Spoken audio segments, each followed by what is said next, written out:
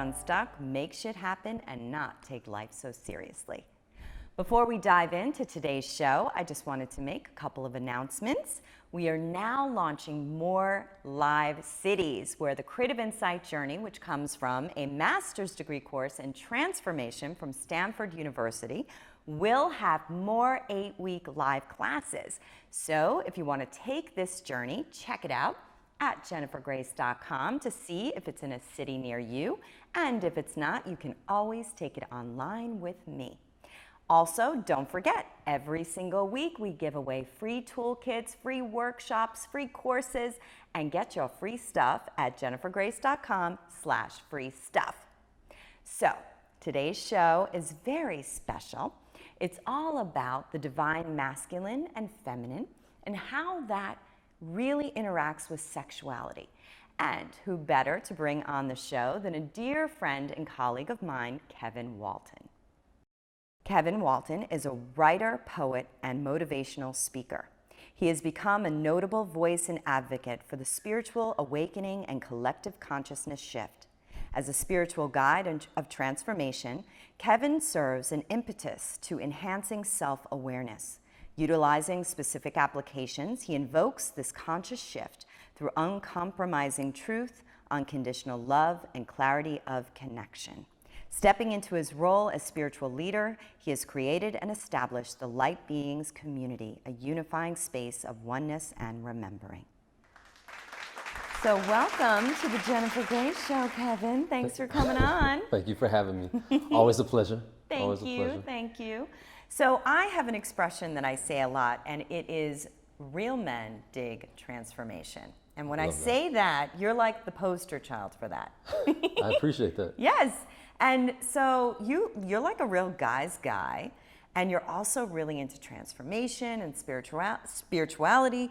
I want to ask you, was it always like that, or was this something kind of later in life? Give me a little backstory on how you found it all. Something that developed. Growing up, I always kind of had my own mind towards things, the way our parents raised us. So I had experiences that I didn't really know what to make of it. Right. And then around 17, I was introduced to a book called Seth Speaks.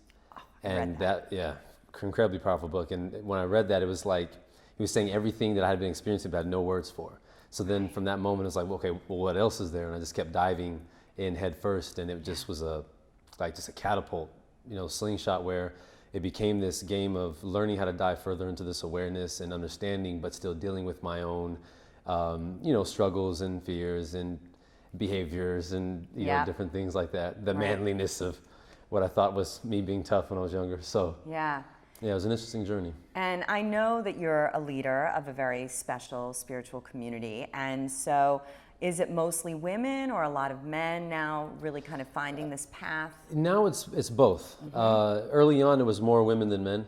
And I found that even in my circle of friends. A lot of guys had, they had the idea of what they thought a man was supposed to be, and, that doesn't show emotion and has to be tough. If someone steps in, they got to step back, and all these different aspects. And going into this path, it was a little different. And everyone had their own, I guess, stereotypical thought of the spiritual path.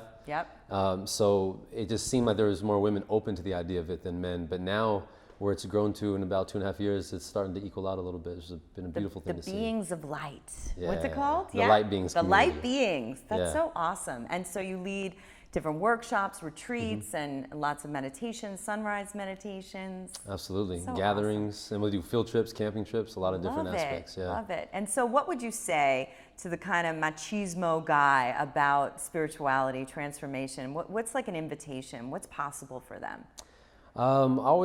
Everything I do is always the approach from a greater awareness of self.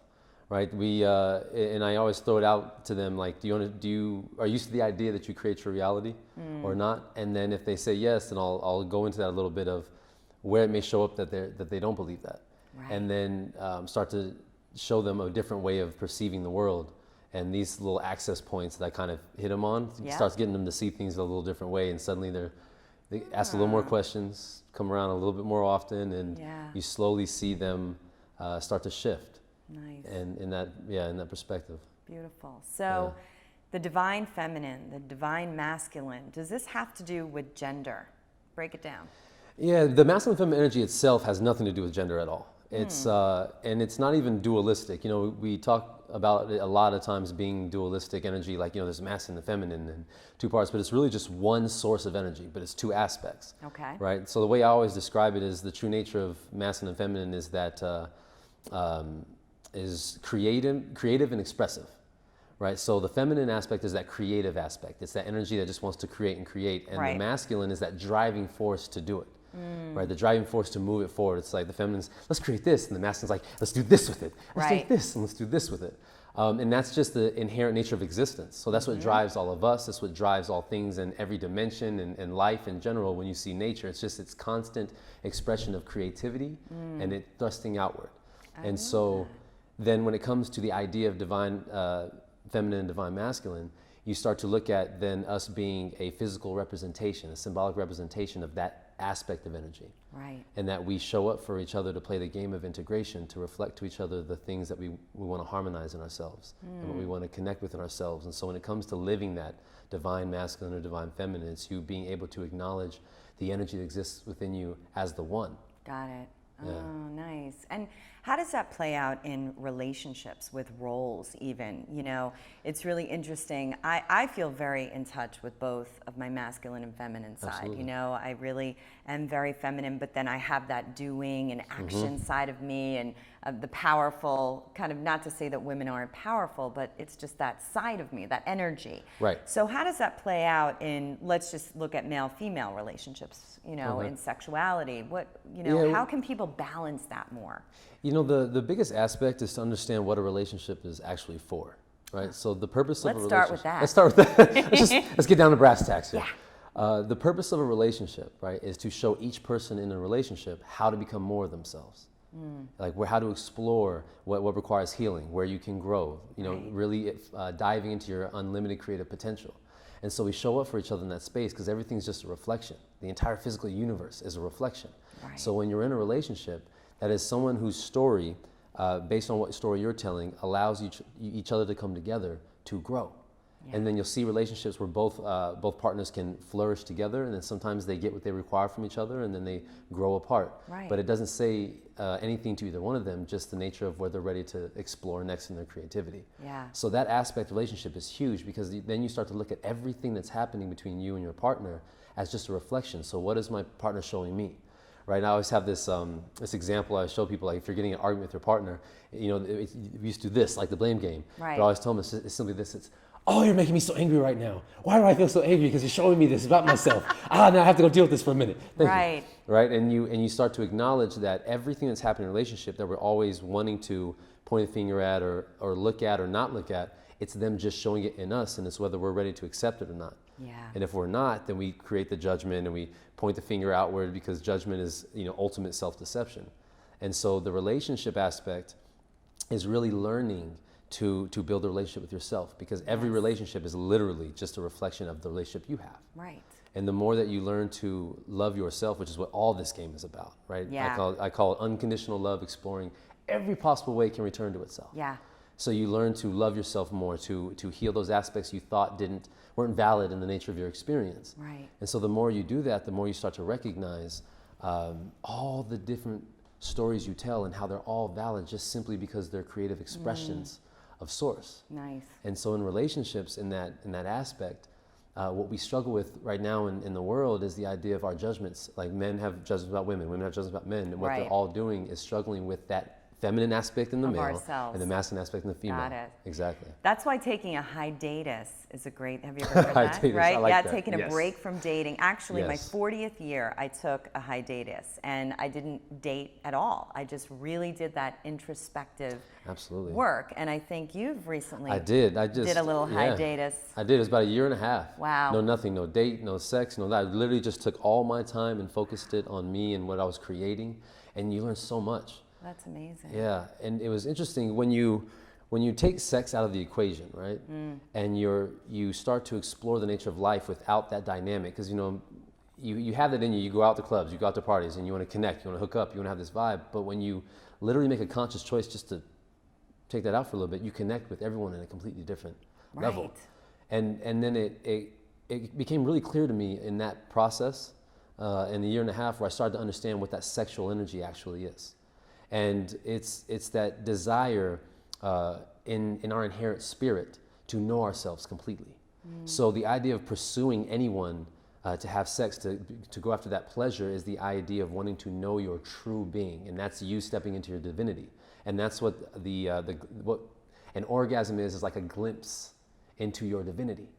And so what we're after in that feeling is just to remember who we are truthfully. And that's underneath all that energy that drives us. Every story but because we've kind of distorted the concept of what we think sex is, it's lost that idea, and so then we just seek that physical pleasure, not understanding underneath what's really driving us to do that in the first place. Right, got it. Yeah.